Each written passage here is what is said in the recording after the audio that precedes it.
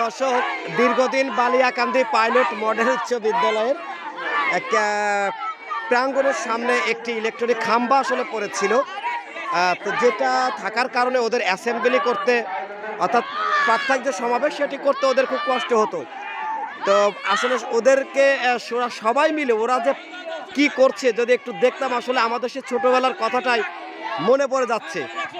দর্শক দেখতে পাচ্ছেন যে ওরা সেই ইলেকট্রিক যে খাম্বা, সেই খাম্বাটিকে ওরা সবাই মিলে এভাবেই একত্রিত হয়ে ওরা সেটিকে স্কুলের যে ক্যাম্পাস, সেই ক্যাম্পাস থেকে তারা সরিয়ে দিচ্ছে।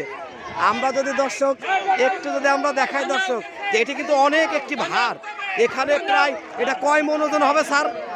প্রায় মোটামুটি 20 মনের মতো। 20 মনের মতো ওজন হবে। তো 20 মনের মতো ওজনের এই খাম্বাটিকে ওরা বিদ্যালয় প্রাঙ্গণ থেকে ওরা সরিয়ে নিচ্ছে।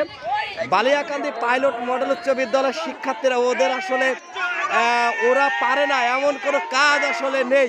আপনারা দেখতে পাচ্ছেন যে ওদের সঙ্গে কিন্তু শিক্ষকরাও রয়েছেন এবং এখন কিন্তু বিদ্যালয় যে ওদের যে প্রত্যেক সমাবেশ করার যে জায়গাটি সেটি কিন্তু ফাঁকা হয়ে গেল। আমরা দেখতে পাচ্ছি ওরা কিন্তু শীতের সকালে খুব কষ্ট করছে। দর্শক, অনেক বিশাল ব্যাপার দেখতে পাচ্ছেন।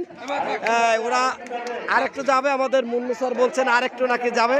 কি তুমি কি ছিলে এর সাথে? কেমন লাগছে? সরাতে পেরেছো? সরেছে? আচ্ছা দর্শক দেখতে পাচ্ছেন যে এখানে কিন্তু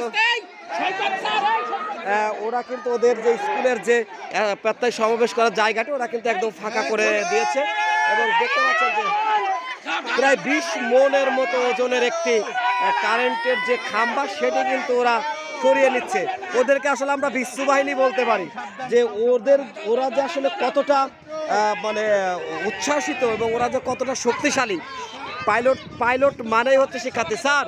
স্যার এই যে দীর্ঘদিন যে হেড স্যার একটু দাঁড়ান, এই যে দীর্ঘদিন ওদের এই 20 মন ওজনের এই খাম্বাটি থাকার কারণে ওদের অ্যাসেম্বলি করতে অসুবিধা হতো, অ্যাসেম্বলি খেলাধুলা।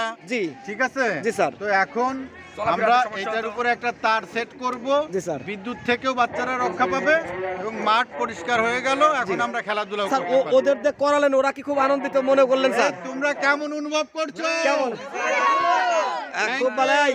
কেমন লাগলো এটা সরাতে পেরে বলো? জায়গার অভাব ছিল কিন্তু স্যার এখন সেই মাঠটা পরিষ্কার হয়ে গেছে, স্যার আমরা খেলাধুলা করতে পারবো, আবার স্যার একসাথেই কাজটা করতে পারবো, আমাদের অনেক ভালো লেগেছে। আচ্ছা, তার মানে তোমরা এখন খেলতে পারবা একদম।